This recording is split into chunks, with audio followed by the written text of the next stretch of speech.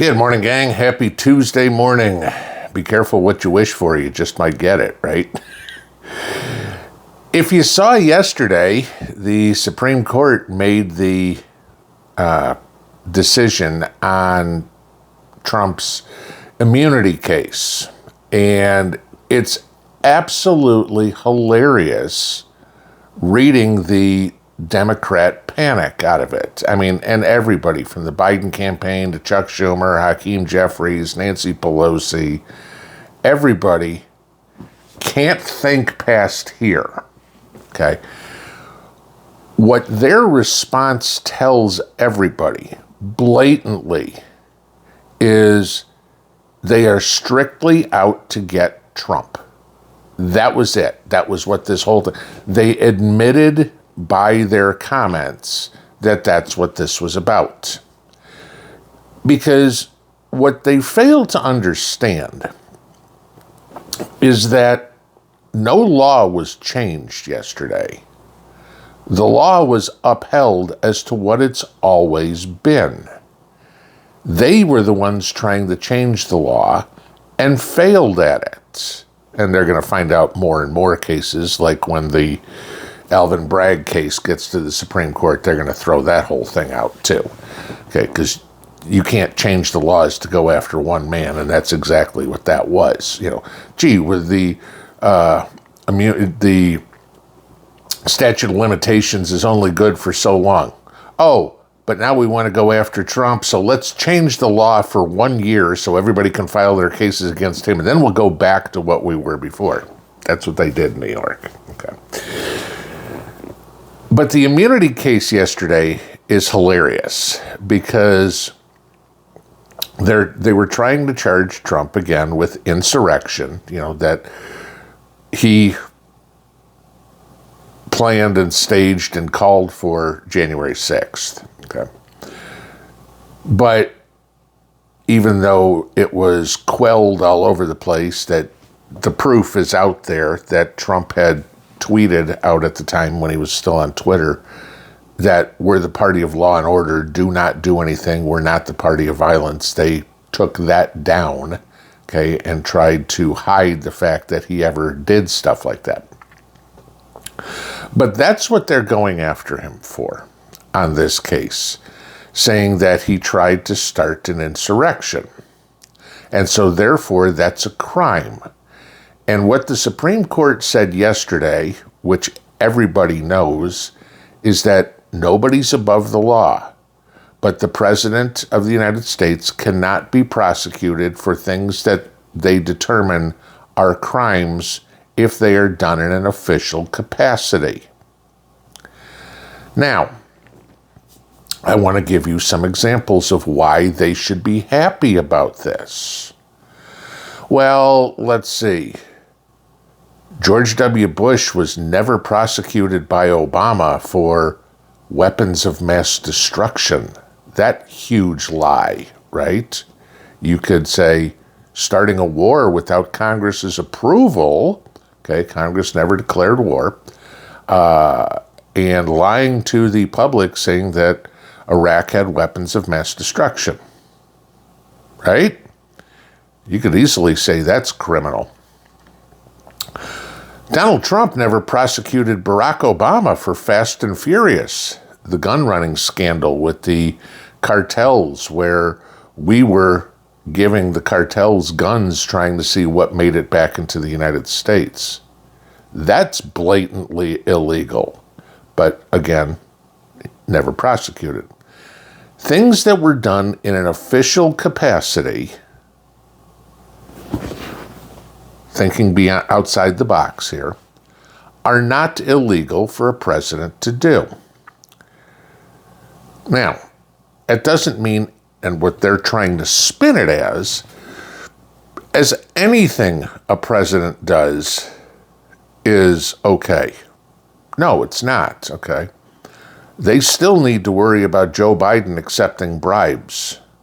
That's not legal. You can't say that. Selling influence, selling political influence is not something that you can claim is in their official capacity. That is benefiting themselves personally not doing something for the country. Okay. But they talk about challenging the election.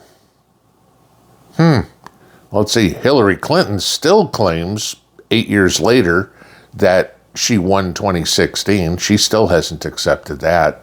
Okay. Wanting to challenge the election results at all. Anybody want to take a look back at Bush v. Gore, 2000? Seems to me that there was no problem with Al Gore challenging all the results and hanging chads and all that crap we went through in 2000. I mean, remember, we didn't have a final decision on who won the election until December. It was a month later that finally the Supreme Court made all the rulings and George W. Bush was announced as the victor in the election. Nobody ever prosecuted Al Gore for it. Okay. You want to talk about violence, okay? Maxine Waters and when you see him in restaurants, when you see him in the store, get up in their face. Nope, she was never prosecuted for that, okay? Or Kamala Harris starting a GoFundMe to bail people out of jail after, I believe it was Minneapolis, maybe it was Kenosha, I don't remember, one of the two, okay? Or anybody like that, and those aren't even presidents, okay? We could go into the document case that is where they're prosecuting Trump for having classified documents at Mar-a-Lago, okay? And this could travel over into that case too, where in his presidential capacity, he had those documents, right? Granted, it was afterwards. But funny how nobody's prosecuting Joe Biden, who had classified documents in his garage, unsecured, from when he was a senator and vice president, which means he didn't have presidential immunity. You get all the wackos on Twitter. I mean, even one of the dissents yesterday, I think it was Sonia Sotomayor, said something like, this will give Trump the chance to be a dictator and do whatever he wants and call out the National Guard and assassinate his political enemies and all this sort of stuff. No, I have a feeling she was saying that a little tongue-in-cheek, elaborating a little bit, because of course she was on the losing side of a 6-3 decision. Go figure how that one split. But nowhere in this decision did it say that assassinating your enemies is in an official capacity. No, that would not be. Okay? We are not, we are right now, but we won't be here shortly, a banana republic. Then you had all the biggest moron on social media at all, Harry Sison, if you've ever seen this twerp, some little 20-something-year-old Zoomer who was tweeting throughout even the debate that, Biden's crushing Trump. The kid's just completely an idiot. I mean, you want poster child for stupid. This guy makes AOC look like Albert Einstein. But, he said, the funny part is, he was saying, well, yeah, now this gives Biden the power to go assassinate Trump.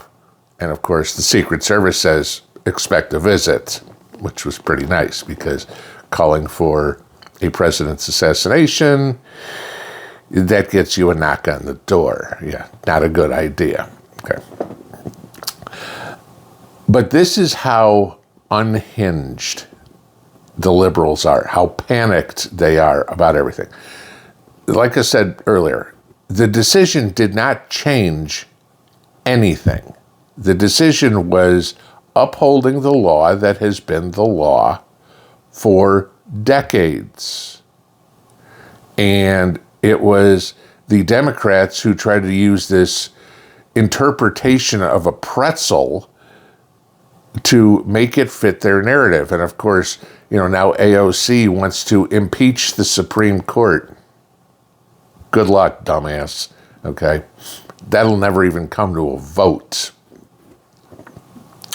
It's got to go through the House. I hate to tell you this. I don't think there's a whole lot of Republicans. There's probably a whole lot of Democrats that aren't going to agree with you. And I doubt, as incompetent as Mike Johnson is, I doubt he's even going to bring that up to vote. So go ahead, continue with your rabble-rousing but doing nothing, AOC. You've now been in Congress for 6 years and 4 years, maybe 6 years, I don't know, 2 years, 2 terms or 3 terms. It seems like an eternity. And you've yet to accomplish anything for the people. But for some reason, the morons in your district keep reelecting you. Now, this was a win for the American people, Republicans and Democrats alike, because if they would have overturned this and given the Democrats their wish in here to remove any sort of immunity from the president from doing their duty, you would have completely castrated the office, the executive office. They wouldn't be able to do anything because nobody would do anything for the fear of being prosecuted, because every prosecutor around the country at that point would go after the president like Alvin Bragg did. And nobody wants to spend the rest of their life beating off charges. Trump's been doing it for 3 years now, okay?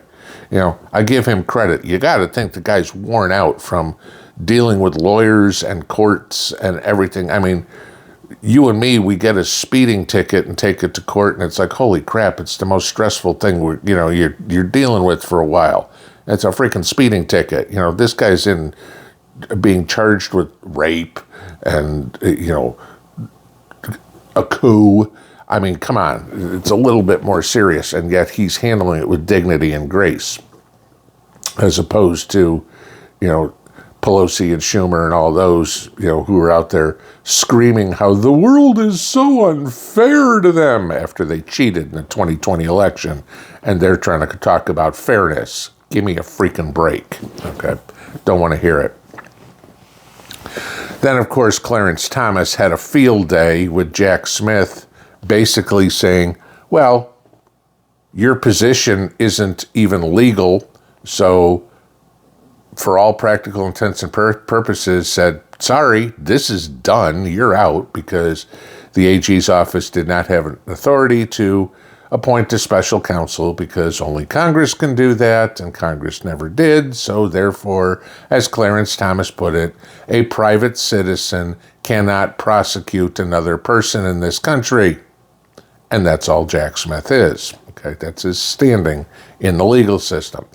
So it was a loss for Jack Smith. It was a win for the American public.